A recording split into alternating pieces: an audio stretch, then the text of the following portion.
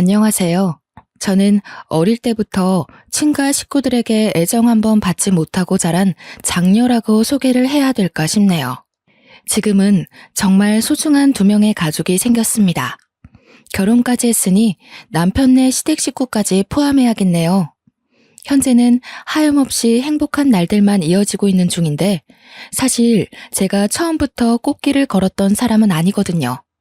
과거에 그때만 해도 가족을 많이 원망했고 세상은 원래 불행한 건 줄로만 알았고 산 사람입니다. 그래서 지금부터 제가 해드릴 이야기는요. 제게 행복을 모르고 자라게 만든 원흉들한테서 어떻게 벗어날 수 있었는지를 들려드리고자 합니다. 저희 집은 어른들이 아들을 유독 바라는 집안이었습니다. 아주 어릴 때는 잘 몰랐는데 한두 살 먹으면서 아빠와 할머니한테 구박받는 엄마가 뭐 때문에 그리 혼나는지 알게 되었어요. 엄마가 다들 그렇게 바라는 아들을 낳지 못하고 딸인 저를 낳았기 때문이었죠. 그래도 할아버지가 살아계실 때는 할머니와 아빠의 훈수질이 막 심하지 않았습니다. 할아버지가 세상을 뜨고 나서부터 할머니의 윽박은 기다렸다는 듯이 심해졌고 엄마를 포함해 저까지 미움을 받았어요. 제가 완전 아기였을 때는 당연히 기억이 안 납니다. 조금 크고 나서 생각한 건데 아마 엄마 아빠는 뱃속에서 제 성별이 드러나자마자 저를 가지고 많이 싸우지 않았을까 싶어요. 이유는 당연하잖아요. 내가 딸이기 때문이었죠. 오직 그 이유 하나가 하루하루 집안이 풍비박산 되어가는 유일한 근거였습니다. 제가 보기엔 할머니도 할머니지만 엄마의 배우자인 아빠가 참 너무했다고 봤는데요. 당시에 아빠가 더 미웠던 건 할머니는 같이 사는 게 아니라서 많이 안 만나기도 했고 아빠가 엄마에게 아들 못 낳는 귀신이라며 막대하는 걸 매일 봤기 때문이에요. 엄마에게만 향하던 아빠의 불같은 화살이 제게 튀기까지 그리 길게 걸리지 않았는데요. 제 기억으로 아빠가 저를 안아준 적은 단 한 번도 없었습니다. 아빠는 항상 저한테 들어가는 모든 돈을 아까워했고 오히려 엄마한테 주던 생활비를 끊기까지 했어요. 때문에 엄마는 따로 알바를 하면서 제 초등학교를 보낸 걸로 알고 있습니다. 저는 초등학교 때부터 집안 돌아가는 분위기를 눈치챘어요. 개학을 앞두고 마지막 일기를 쓰고 있을 때 아빠가 술 먹고 들어와서 엄마에게 호통치는 걸 들었거든요. 야, 이 옆했네야. 집에서 식충이처럼 밥 축낼 시간에 아들 낳게 해달라고 기도라도 하란 말이야. 고작 딸 하나 낳고서 밥이 목구멍으로 넘어가냐? 넘어가냐고. 몇 번을 말해. 그게 내가 원하는 대로 되냐고. 나만 문제 있어? 아들씨 못 부리는 당신도 잘못 있는 거 아니야? 하늘이 정해주는 걸 나더러 뭘 더 어쩌라고. 이 썩을 년이 건방지게 어디서 큰 소리야? 그러니까 네 말은 지금 내 탓이라는 거냐? 내 씨가 뭐가 어쩌고 저째? 이 돼지 같은 년이. 아빠는 거의 매일 술을 마시고 들어와서 엄마한테 시비를 걸었습니다. 손찌검도 빠지지 않았고요. 방문을 닫고 있는 제 방에 고스란히 그 다툼이 들릴 정도로 컸어요. 엄마는 스트레스를 주로 먹는 걸로 해결했는데요. 그렇다고 살이 찌거나 덩치가 큰 게 아니었거든요. 아빠가 술 취해 쓰러져서 모르겠지만 엄마는 먹었던 음식을 새벽에 모두 토해내고 말아요. 제가 한번 싹 자지도 않고 가서 등 두들겨주면 엄마가 괜찮다고 얼른 들어가서 자라고 해서 잘 알고 있어요. 아빠는 잘 알지도 못하면서 맨날 엄마가 밥 먹고 있는 걸로 큰 소리를 많이 쳤습니다. 그때마다 제 속은 아빠를 향한 원망으로 가득 채워져 갔죠. 이 모든 불행이 단지 엄마가 아들을 못 낳아서라는 게 그 어린 나이에 저는 진짜 이해가 안 갔습니다. 엄마라고 아들을 안 낳고 싶은 게 아니잖아요. 누구보다 엄마가 가장 간절할 거란 말이에요. 아들 만들고 싶다고 뚝딱 만들어버리는 게 임신이면 세상 어느 천지 부부가 자녀 성별로 울고 웃고 하겠습니까? 제가 보기엔 스트레스 때문에 애가 더 안 생기는 것 같았어요. 할머니 아빠가 하도 자기 가문 씨말릴 셈이냐고 협박했고 그 때문에 엄마는 아빠와 원치 않는 관계를 이으며 노력 많이 했습니다. 손 놓고 있었던 게 아니라고요. 그런데도 생기지 않는데 어떡합니까? 당시 제일 괴로웠던 건 분명 엄마였는데 그럼에도 얼른 아들을 임신하길 원하셨어요. 한 번은 엄마도 임신이 되지 않는 게 걱정되어 저를 데리고 산부인과를 간 적이 있었습니다. 병원에서 엄마한테 너무 스트레스가 과도해서 몸이 아기 집을 만들 만한 건강을 못 갖췄다고 하는 거 있죠. 그래도 어쩝니까? 그 집을 나오지 않는 이상 스트레스와 함께 살아야 하는데 엄마는 스트레스 때문에 임신이 잘 안 된다는 걸 아빠 할머니한테 숨겼습니다. 알려봤자 그 사람들이 바뀔 것 같지도 않으니 그냥 이렇게 살다가 끝까지 아들 못 만들면 그대로 살겠다고 단념을 했어요. 그렇게 그 사실을 저만 알고 있는 상태에서 제가 중학생이 되었는데요. 그때까지도 엄마는 아빠와 할머니한테 한결같이 아들 소리로 괴롭힘을 당하며 지내왔습니다.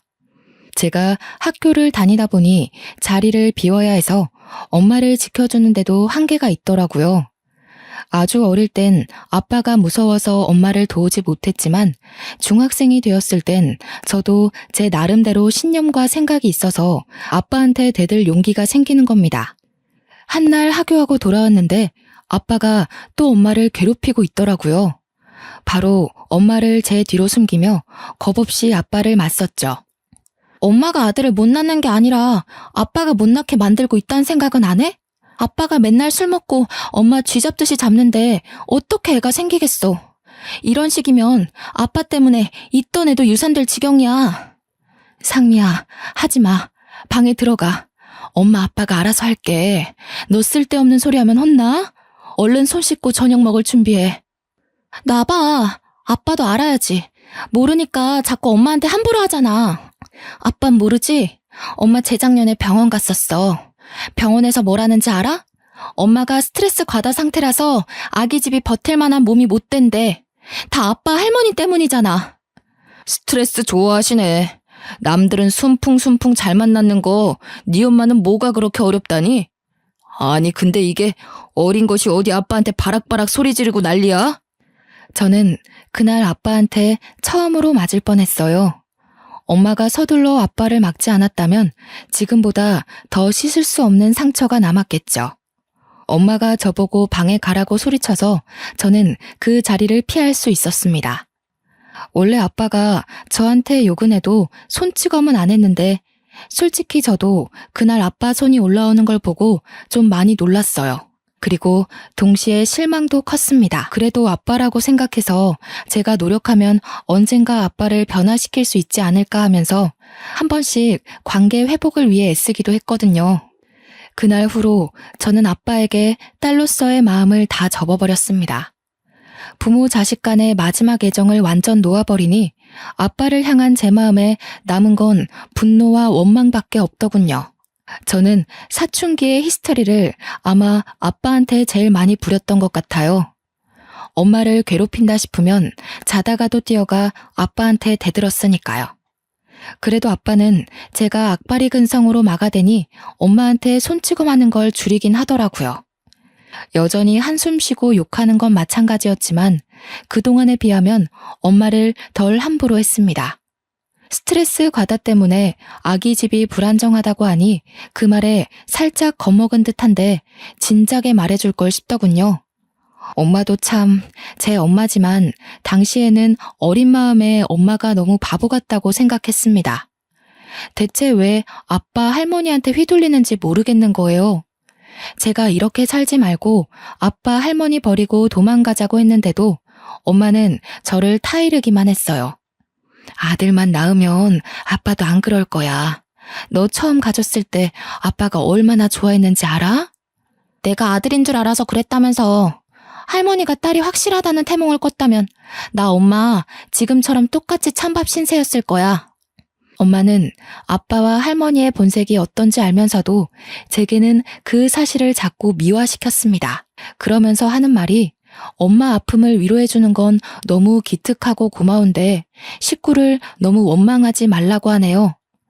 사춘기가 오기 전에 저는 제가 행동거지를 잘못하면 괜히 엄마가 욕먹을까봐 일부러 더 아빠 할머니한테 예의를 갖추고 살았거든요. 근데 할머니 아빠한테는 제가 잘하고 못하고가 중요한 게 아니더라고요. 그때부터 저는 느꼈어요. 이 사람들은 충분히 원망의 대상이 되어도 되는 사람들이라고. 제게는 이미 마음속에서 정리되기 시작한 사람들이었습니다. 엄마는 그러지 말라고 했지만 그것만큼은 엄마 말을 따라줄 수가 없어서 저는 계속 버릇없이 굴었어요. 그 뒤로도 엄마는 아빠와 임신을 하기 위해 계속 노력을 했습니다. 그러다 한 해를 넘기기 전에 기쁜 소식이 들려왔는데요. 이번엔 엄마가 정말 임신을 하게 된 거죠. 태어난다면 제게는 띠동갑도 넘는 동생이 생긴 것이기도 했고요. 막상 동생이 생긴다니 저도 오랜만에 뜬구름 같은 기분을 느꼈어요. 여동생이든 남동생이든 다 예뻐해줄 자신이 있었지만 이왕이면 남동생이길 바랬습니다. 저도 할머니 아빠 말처럼 해주기 싫은데 한편으론 엄마가 아들을 낳아서 그들에게 그만 인정받기를 원했거든요. 성별을 확인할 수 없는 시기에는 할머니 아빠가 엄마한테 폭언을 조금 삼갔는데요. 겨우 얻은 아이를 혹시나 유산하게 되면 안 되니까 조심하는 듯 했습니다. 그렇다고 환대를 하는 건 또 아니었어요. 행여나 뱃속의 아이가 딸일 경우 할머니와 아빠는 엄마를 가만두지 않으려고 벼르고 있었으니까요. 아마 저를 아들로 착각해서 기뻐했던 것처럼 김칫국 마시지 않기 위해서 참고 기다리는 것 같았어요. 저희는 원래 한 달에 한 번 할머니 집에 가서 밥을 먹곤 했는데요. 한날은 식사 자리에 할머니 아빠가 엄마한테 하는 말이 참 가관이었습니다. 애기 성별 정확히 하려면 한 20주 정도 걸린다더라. 애미 너 이번에도 딸이면 그만 우리 아들이랑 이혼하거라. 나도 더 늙기 전에 딴 여자 찾아서 대를 이어야겠소. 이러다 우리 집안 망하겠네. 이게 지금 손녀고 딸인 제 앞에서 할 소리인가요? 엄마도 자식 앞에서 체면이 있는데 그런 모욕을 대놓고 들었으니 얼마나 속상하겠습니까?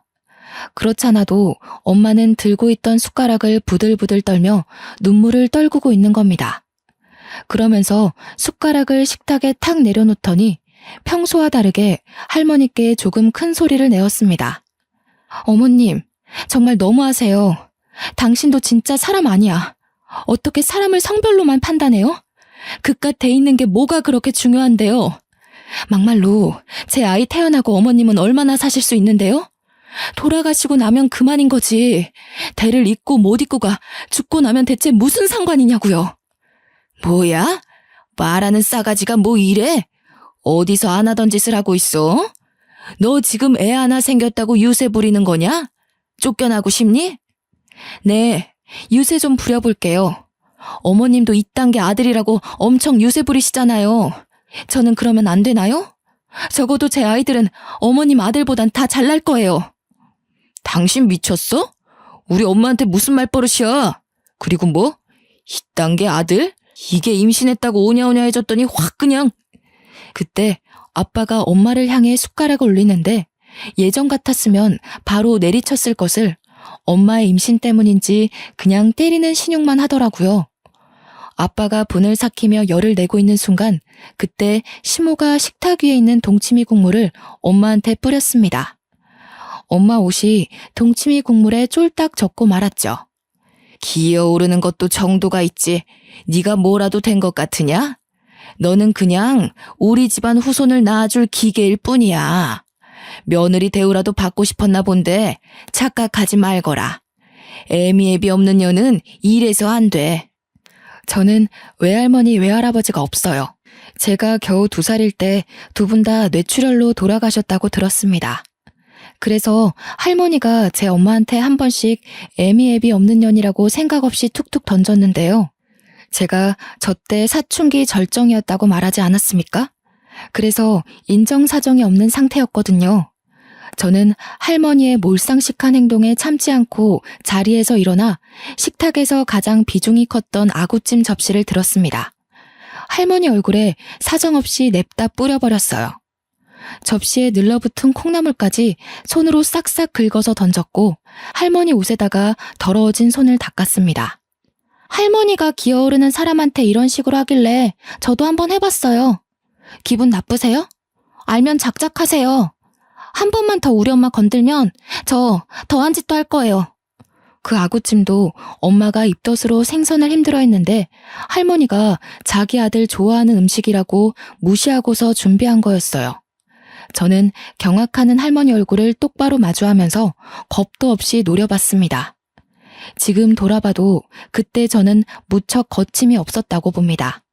현재는 상상도 못할 용기거든요. 할머니는 빨간 국물이 범벅된 처참한 몰골로 소리를 아악 지르면서 절규했습니다. 1년을 돈 모아 샀던 분홍빛 원피스가 더럽혀졌다며 난리가 났네요. 여태 늙은 몸뚱이에 가려져 태가 안 살아서 몰랐는데 나름 값비싼 명품이었나 보더라고요. 야, 너 이 기집애 할머니한테 무슨 짓이야? 오늘 아주 둘이서 쌍으로 사람 열받게 하네? 네가 엄마 몫까지 대신 감당할래? 아빠가 자리에서 벌떡 일어나 저를 때리려는 걸 엄마가 막는 바람에 아빠 눈싸움만 했는데요. 저는 이제 아빠가 무력을 행사하려고 해도 무섭지가 않더라고요. 그땐 엄마가 맞는 걸 보느니 제가 맞는 게 낫다고 생각해서 그랬나 봅니다. 아들인지 아닌지 그거면 되는 거잖아요. 아들 아니면 이혼해 줄 테니까 제발 딸애는 건들지 마. 엄마는 아빠에게 울고 불며 사정했어요. 엄마 입에서 처음으로 이혼 단어가 나왔는데 그건 아빠뿐만 아니라 저도 솔깃하게 된 고백이었어요.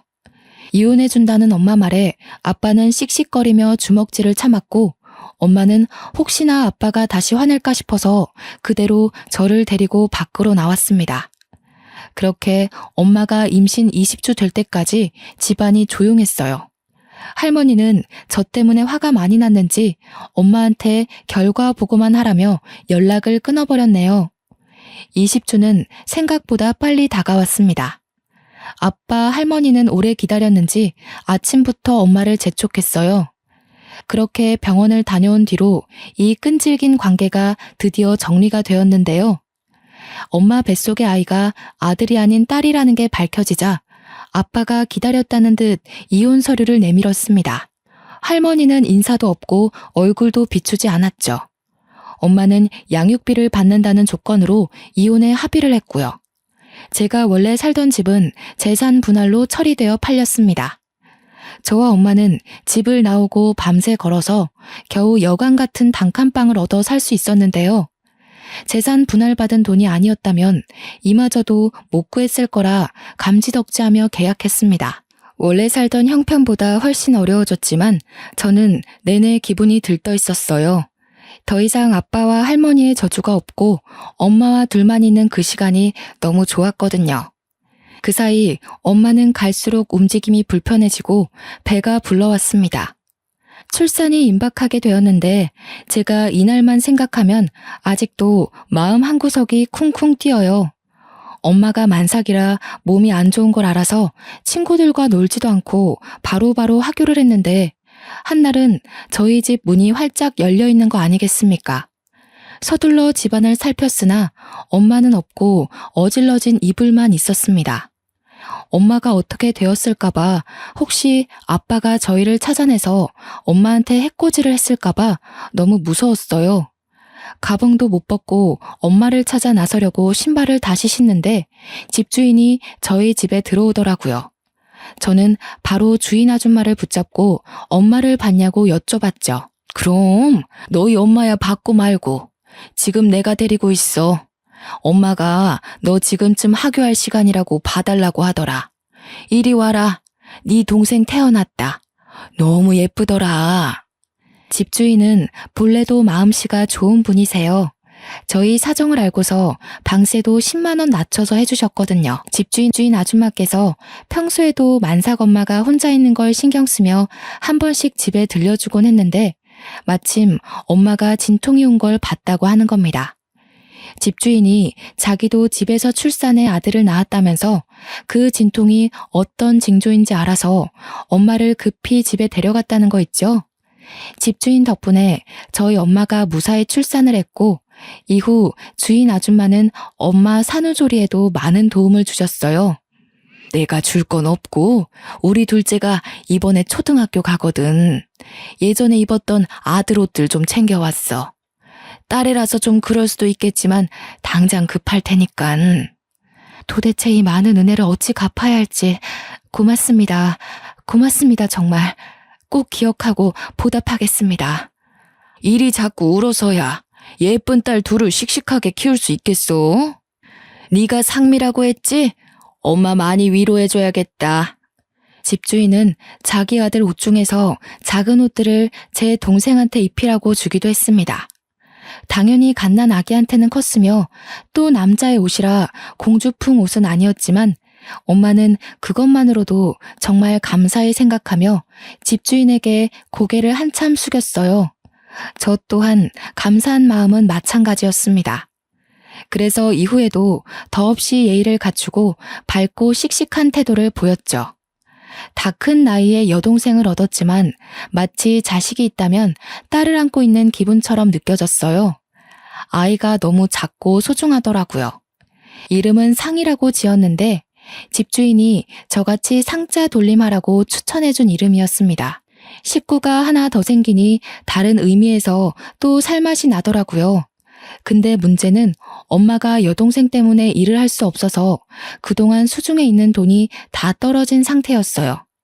양육비도 다달이 안 들어오고 법적 조치가 취해지면 몇 달 양육비가 한 번에 몰아서 들어오고 그랬습니다. 사지 멀쩡한 저는 더 이상 엄마 말대로 공부만 할 순 없겠더라고요. 그래서 고등학생 되자마자 알바를 시작했습니다. 선생님께는 어려운 사정을 말하고 야자를 뺐고요. 그렇다고 학습을 게을리한 건 아니었습니다.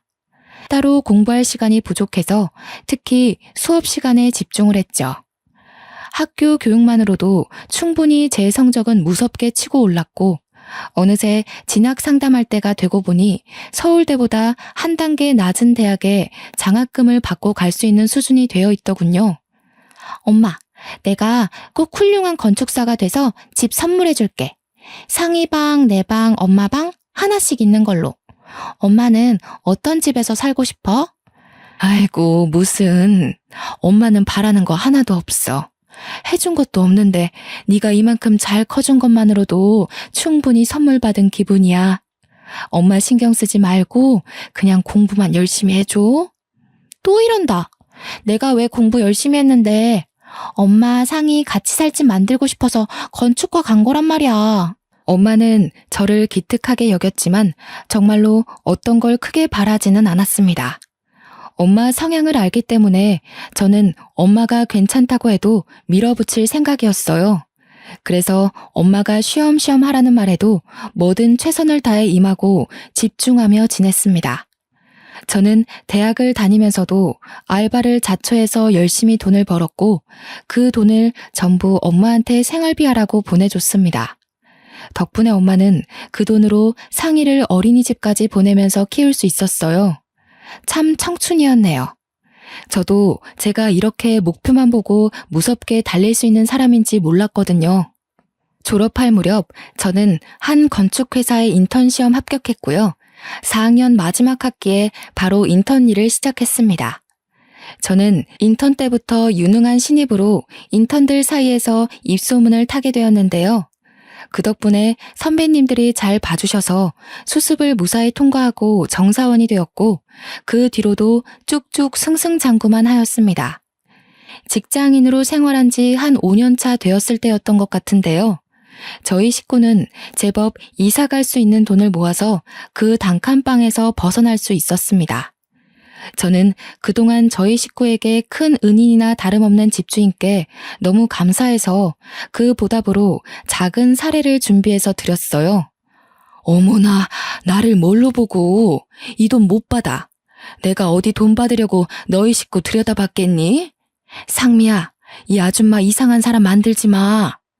저 없을 때 엄마한테 요리도 가져다 주시고 같이 데리고 외식도 해주셨다고 들었어요. 우리 상이도 아줌마 늦둥이 아들이 많이 챙기고 놀아준 거 알아요. 꼭 보답하고 싶어요. 그래야 제가 다음에 아줌마 얼굴을 계속 볼 수 있을 것 같아요. 아유, 나 이런 거 불편하고 민망한데 어쩜 집안 사람들이 이렇게 다 마음이 예쁠까. 상미야, 혹시라도 그 썩을 놈 찾아오면 이 아줌마한테 전화해. 동생이 저기 어디 잘 나가는 검사야. 집주인은 저희가 택시 탈 때까지 배웅을 해주셨습니다. 언니 동생 하면서 지낸 엄마도 집주인과의 작별을 아쉬워했지만 연락처가 있으니 언제든지 또 만나기로 기약했죠. 저희 세 식구는 그렇게 조금 더 형편 괜찮은 신축 오피스텔로 이사를 갔습니다. 겨우 방 2개라지만 상희가 집이 예쁘고 크다고 좋아라면서 방방 뛰는 거 있죠. 웃음이 만개한 식구들의 표정을 보는데 고갈된 체력이 싹 충전되는 기분이더라고요. 그렇게 저희 처지는 훨씬 성장을 했고 제 인생에는 또 다른 축복이 찾아왔습니다. 같은 회사 팀장인 남자와 연애를 하게 되었거든요. 남자친구가 먼저 다가와줘서 시작하게 된 만남입니다. 남자친구는 저와 대화를 나눌 때마다 제 꿈에 대해 늘 감탄을 많이 해주었어요. 내가 도울게. 자기가 식구들 위해서 노력하는 모습 보니까 나까지 내 직업에 자부심 생기더라고. 나 자기한테 되게 많이 배워. 알지? 저희 식구가 살 집을 구상하는데 남자친구가 자꾸 도와주려고 해서 미안한 마음에 거절하고 있었는데요. 남자친구가 계속 진정성을 보여주니까 더 밀어내는 것도 무리겠다 싶더라고요. 저는 면목 없지만 남자친구의 능력을 도움받아 본격적으로 건축을 실현시킬 준비를 해나갔습니다.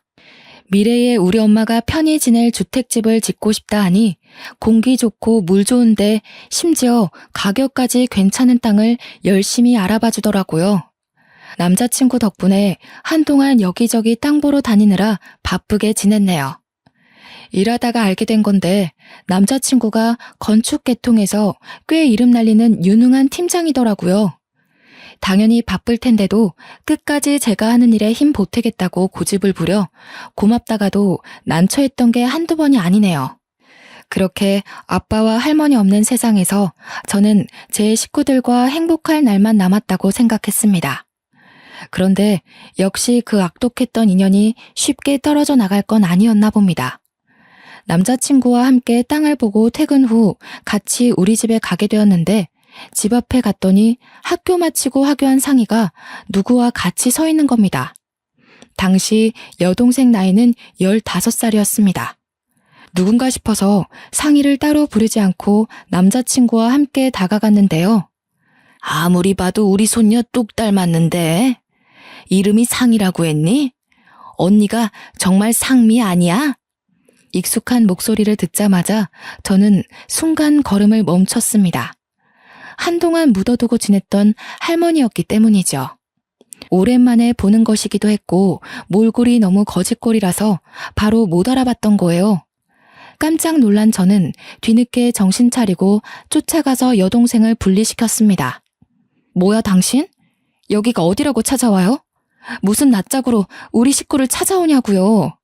당신이 그럴 자격이나 되는 사람이에요? 어머나 상미야.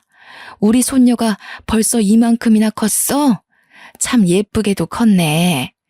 저 아이가 혹시 내 둘째 손녀니? 맞는 것 같은데 자꾸 언니 되는 사람이 상미가 아니라고 해서. 제가 모르는 사람한테 뭐든 비밀로 하라고 했거든요. 손녀 같은 소리 하지 마세요. 여기 당신 손녀가 어딨는데요? 얼굴 보기 껄끄러우니까 당장 꺼져요. 할머니는 예전에 명품을 두르고 있던 모습과 딴판인 차림새였습니다. 어디서 주운 것 같은 옷을 입고 있었어요. 늘 화장이 가득한 얼굴은 기미가 덕지덕지 그을려 있었고요. 제발 네 엄마 좀 만나게 해다오. 도무지 문을 안 열어준다. 내가 네 엄마한테 꼭 해야 될 말이 있어. 분명 안에 있는 것 같은데 말 좀 해줘라. 우리 식구한테 무슨 볼일이 남았다고요? 벌써 몇 년 전 일 아닌가요? 당신네들이 우리 엄마 쫓아낸 거잖아요. 다신 꺼내고 싶지 않은 기억이니까 꺼지라고요. 아이고 상미야, 이 할미가 잘못했다. 내가 이렇게 사정할게. 네 아빠가 재혼에 실패하고부턴 정신 못 차리고 사고만 치고 다니잖니. 웬 꽃뱀한테 잘못 걸려서 천박한 핏줄 하나 생겼는데 그 애를 나한테 홀라당 던져놓고 도망을 가버렸어. 듣자 하니 아빠가 술집 가서 알게 된 여자랑 사고를 쳤는데 애가 덜컥 생겼다고 하네요. 그 여자는 아빠가 비싼 술도 바로바로 사주고 하니까 돈 많은 남자인 줄 알고 아빠의 청혼 받았는데 애 낳고 직접 아빠 집안 실체를 마주하고서 바로 돌변했다고 하는 겁니다. 아빠도 일하다 잘리고 할머니도 한때 우리 엄마한테 했던 잔소리처럼 간섭하고 그랬더니 여자가 대놓고 짜증내면서 집을 나가버렸대요. 그 여자가 낳은 애는 아들이라는데 할머니 말로는 아빠도 말을 안 듣는데 애까지 울어대서 하루하루 정신을 못 차리겠다고 해요. 어쩌라고요. 자업자득이네요. 내가 그 아저씨 잘릴 줄 알았어. 할머니가 그리 오냐오냐 키우니까 대책 없이 사고만 치는 거 아니겠어요? 할머니가 뿌린 씨, 할머니가 거두는 꼴인데 뭐가 어때서요? 그때 엄마가 저희 다툼을 들었는지 바깥에 시끄러운 소리가 베란다까지 타고 들어오자 결국 밖으로 나오셨어요. 엄마 들어가. 내가 해결할게. 할머니가 엄마한테 애걸하려는 것 같거든? 엄마 마음 약한 거 알고 기어코 찾아내서 부탁이라도 하려고 그러나 봐. 아니야. 내가 한마디 해야 이 늙은이가 다신 걸음 못하지. 상미 너는 동생이 손님 데리고 먼저 집에 들어가 있어라. 할머니는 화가 나서 내려온 엄마에게 달려가 급히 손 붙잡았습니다. 저는 엄마 혼자 두고 갈 수 없어서 남자친구에게 여동생을 데리고 먼저 올라가라고 부탁하고 엄마 옆을 꼭 지켰어요. 그렇게 원하시던 손자 보셨잖아요. 천박한 핏줄이든 버려진 혈육이든 당신이 바라는 대로 대가 이어진 거 아닌가요? 어린애가 떼쓰는 것도 아니고 이랬다 저랬다 뭐 하는 겁니까? 이제 와서 아쉬우세요? 그렇게 무시하던 딸 집안에 무릎이라도 꿇고 싶나 보죠? 그래, 꿇으라면 꿇을 수 있어. 그러니까 상미애미야, 화난 거 충분히 이해한다. 내가 정말 힘들어서 그래. 옛정 생각해서 우리 한번 도와줄 순 없겠니? 지금 이러시는 거 용서가 아니라 목숨 구걸하는 걸로밖에 안 보이거든요? 당연히 힘드셔야죠. 그렇게 떠받들던 아들이 손자한테 발목 잡히신 기분 느끼셔야죠. 말년에라도 그 융통성 없는 신념이 무너질 수 있어서 참 다행이네요. 남은 생 아들들이 주는 복 실컷 받으려고 그런가 봐요. 팔자라고 생각하고 사세요. 엄마는 그대로 저를 데리고서 집에 돌아왔습니다. 할머니가 뒤따라 쫓아와서 몇 번을 문을 두들겼지만 엄마는 경찰 부르기 전에 꺼지란 소리만 하며 문을 열어주지 않았어요. 그리곤 나중에 기척이 없자 그대로 소금을 들고 나가서 집 주위에 뿌리더군요. 새집 기운 망친다면서 정말 꼼꼼히도 뿌렸습니다. 제 남자친구도 저희 집 사정을 얼추 다 알고 있어서 엄마와 저를 한참 위로해줬어요. 그 뒤로 할머니는 더 이상 모습을 드러내지 않았는데요. 주변을 경계하며 지내던 사이 어느새 남자친구와 결혼을 약속한 사이가 되었습니다. 제 오랜 꿈이었던 우리 식구가 지낼 만한 전원주택 있잖아요. 예비 남편이 혹시라도 제가 사기당할까봐 손수 토지 계약 다 알아봐주고 저렴하고 괜찮은 집터로 구해줘서 야무지게 준비할 수 있었어요. 예비 남편이 추천해준 근교의 땅도 대출을 조금 받아서 매매를 했고요. 그렇게 계곡이 근처에 있는 땅에서 전원주택 공사가 들어갔습니다. 제가 몇 년을 노력해 만든 설계 도면을 가지고 남편이 추천해준 건축사와 함께 저렴한 견적으로 짓고 있어요. 아, 그리고 예비 남편과 결혼식 날짜 정하기 전에 상견례 약속부터 잡았는데요. 제가 그날 정말 깜짝 놀랐잖아요. 서로 일이 바빠서 시부모님을 상견례 때 처음 뵈었거든요. 그런데 시모가 다름 아닌 제가 아는 분이지 뭡니까? 옛날에 저희 엄마 저를 도와준 그때 그 집주인 아줌마인 거 아니겠어요? 왜 있잖아요. 제가 돈을 준다고 해도 손살에 치셨던 마음 좋은 아줌마요. 어머나, 이게 누구야? 석희 동생이 성미 아니니? 세상에나, 이게 다 무슨 인연이야? 저 다 큰 아가씨가 그때 그 아기 성이야? 예, 언니, 저 애가 성이에요. 언니 덕분에 무사히 낳았던 그 아이요. 도대체 어떻게 이런 우연이 있단 말이에요. 심장이 다 벌렁거리네. 자기, 우리 부모님이랑 아는 사이였어? 어떻게 아는 사이일 수가 있지? 나 지금 정신 없어서 이해가 하나도 안 되네. 나도 진짜 놀랬어. 내가 지난번에 말해준 적 있는데 기억할지 모르겠다. 옛날에 단칸방에서 되게 좋은 집주인 만났었다고 우리 식구한테 은인 같은 분이라고 했었잖아. 예비 남편은 제 말을 당연히 기억하고 있더라고요. 그래서 뒤늦게 놀랐습니다. 남편도 제 얘기를 들을 당시엔 그 집주인분을 엄청 칭찬했거든요. 저희는 서서 정신없이 인사를 나누느라 한참 뒤에 착석했는데요. 시모 옆에는 상위 또래로 보이는 남자애 하나가 있었는데 그 아이가 누군지 바로 감이 오더라고요. 네, 바로 집주인 집에 있던 늦둥이 둘째 아들이었어요.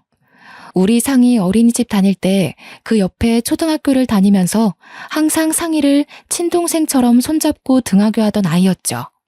그땐 저보다 한참 작았는데 상견례 때는 이미 저보다 키가 훌쩍 커 있는 거 아닙니까? 문득 세월이 확 느껴지더라고요. 그렇다면 저 아이가 예비 남편 남동생이라는 건데 생각을 곱씹을수록 정말 놀라운 인연이지 않습니까? 서로 감격에 겨워서 근황 얘기에만 빠져 있다가 엄마가 뒤늦게 결혼 이야기를 꺼내며 걱정되는 마음을 표현했는데요. 아이고 언니, 이렇게 사돈까지 맺을 줄 몰랐는데 우리 가족이 한없이 부족해서 어떡해요. 이렇게 되면 저희가 너무 받기만 하는 꼴이 돼버리는데. 에헤이, 상미 듣기에 서운할 소리 한다. 상미 같은 며느리 얻을 수 있는 게 어디 쉬운 줄 알아? 그리고 부족한 애 만에 그런 소리 하지 말랬더니 아직도 그러네. 세상에서 너 같은 엄마들이 제일 대단하고 보물인 거야. 자식을 둘이나 혼자 키웠는데 그보다 더 가진 것 많은 집안이 어딨다고. 무슨요. 내가 면목이 없어서 그러죠. 아직 언니한테 갚지 못한 빚도 많은데 사돈집이 서로의 얼굴이 되기도 하잖아요. 우리 상미야 참 잘 커주고 자랑스럽지만 이쪽 사돈 자리가 영 시원찮아서 걱정이네요. 제가 돈이 없고. 그런 거 다 필요 없고 나한텐 인성이 최고 중요해. 상민애가 집 빼고 나서 이상한 젊은 애들이 미술 공부 준비하는 아지트로 쓰고 싶다길래 방을 싸게 해줬더니 글쎄 엉망으로 만들고 말도 없이 도망갔지 뭐야. 역시 돈이고 명예고 아무짝에 쓸모없더라. 그러면서 시모가 제게 덧붙이는 말이 신혼집도 자기가 아들 위해서 마련해놨다면서 저한테는 몸만 오면 된다고 하는 거 있죠. 예비 남편 성격이 참 착하고 항상 상대방을 배려하는 모습이 보기 좋았는데 알고 보니 그 성격이 모조리 시모한테서 물려받은 거였죠. 시모는 며느리가 누굴까 걱정 반 기대 반이었대요. 요즘 젊은 사람들 엉뚱한 데서 속 많이 썩힌다면서 혹시라도 이상한 며느리 들어와서 귀중한 첫째 아들 인생 망칠까봐 신경을 많이 쓰고 있었다는 겁니다. 그런데 저를 보니 긴장했던 마음이 싹 가라앉았다네요. 그러면서 상견례 마무리될 때쯤 시모가 제 손을 꼭 잡아주면서 아가 하는데 하필 옛날 생각이 새록새록 겹치면서 울컥 눈물이 새더라고요. 시모는 그런 저를 한없이 예쁘게 봐주면서 어렸을 때 기특하게 봤던 제가 며느리로 들어와서 너무 좋다고 앞으로 많이 아껴주고 잘할 테니까 아들 잘 부탁한다고 하시는 거 있죠. 그렇게 양가 부모님들이 축복하는 아래에서 저는 남편과 소규모로 예쁜 결혼식을 올렸습니다. 저는 정말 시집살이 같은 거 일절 모르고 행복한 결혼 생활을 이어갔어요. 당연히 현재도 그 행복이 진행 중이고요. 그리고 전원주택이 얼마 전에 완공되었거든요.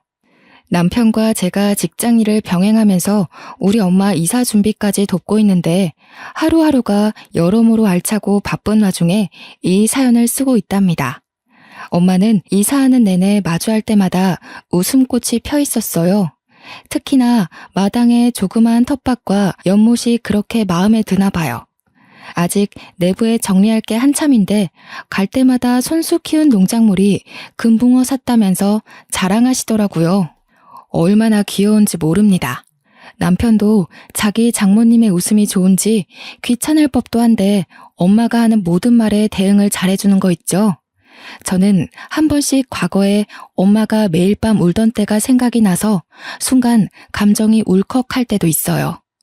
그대로 지금 이렇게 행복하신 걸 보니까 저도 더 이상 엄마 걱정은 덜어볼까 싶네요. 엄마는 요즘에도 저 덕분에 인생 폈다고 항상 저더러 고맙다고 말하는 게 습관인데요. 그럴 때마다 저는 엄마 덕분에 이렇게 당차고 이쁘게 컸으니까 이젠 고생 말고 행복한 일만 하고 지내달라고 말해주고 있습니다. 그리고 시모도 저희 친정이 집이 가깝다 보니까 주말마다 엄마 집 텃밭에 같이 농작물 키우기 시작했거든요. 단칸방 살 때도 느낀 건데 두 분이서 여전히 언니 동생 하면서 잘 지내더라고요. 서로 입씨름도 안 하고 잘 통해서 좋다네요. 한 번은 제가 엄마한테 혹시 혼자라서 쓸쓸하지 않냐고 물었거든요. 그랬더니 엄마 말로는 성의도 있고 또 사돈이 심심할 때만 온다더니 지금은 평일 내려오고 있는데 너무 즐거워서 같이 놀다가 잠까지 자고 간다고 하네요. 학창시절 때 친구들이 집에서 떠들고 놀다가 밤을 보내는 것 같은 기분이라네요. 그걸 듣고 저는 그냥 두 분이 잘 지내서 보기 좋다라고만 생각했는데 시모와 엄마 사이는 제가 생각했던 것보다 훨씬 더 깊은 사이더라고요. 내가 언니한테 이렇게 매일 와서 집에 안 갈 거면 아예 같이 살자고 한 소리 했거든. 그런데 네 시애미가 뭐라는지 아니? 남편 설득해서 아예 눌러 앉아야겠다고 그러는 거야. 엄마가 막 웃고 박수치면서 얘기하는데 장난이 아니라 진짜라는 게 더 당황스러웠어요. 이거 시부께서 들으시면 깜짝 놀라실 텐데 싶더라고요. 그런데 또 곰곰이 생각해보면 시부가 허락해 주실 것도 같은 거예요. 몇 번 뵐 때마다 느꼈던 건데 시부는 시모를 무척 존중하며 지내고 계셨습니다. 시모의 의견이라면 늘 자신보다 우선순위로 두는 분이셨죠. 남편이 시부의 마음도 고스란히 전해받은 걸까요? 남편도 저를 되게 소중히 대하면서 존중해 주거든요. 어쨌든 저는 현재 사랑하는 식구들과 함께 이런 생활을 보내고 있답니다. 우리 엄마가 웃는 게 그렇게 예쁘다는 걸 요즘 많이 실감하고 있어요. 비운 뒤에 해 뜰 날 온다더니 고생 잔뜩 하신 우리 엄마한테 이제는 좋은 일만 가득했으면 좋겠네요. 사연이 좀 들을만 하셨는지 모르겠습니다. 제가 글을 유연하게 쓰는 솜씨가 없어서 듣는 분들이 거슬리진 않았을까 걱정도 되네요. 저는 되게 좋은 기회를 만나 제 인생을 털어놓을 수 있어서 좋은 시간 보냈습니다. 친구들에게 회포 푸는 기분과 비슷한 것 같기도 해요. 아직 다른 분 사연은 읽어본 적이 없는데 시간 날 때 다시 한번 찾아와야겠어요. 제 글은 이쯤에서 정리를 하도록 할게요. 다들 마음 아프지 말고 늘 건강한 삶 살길 바랍니다.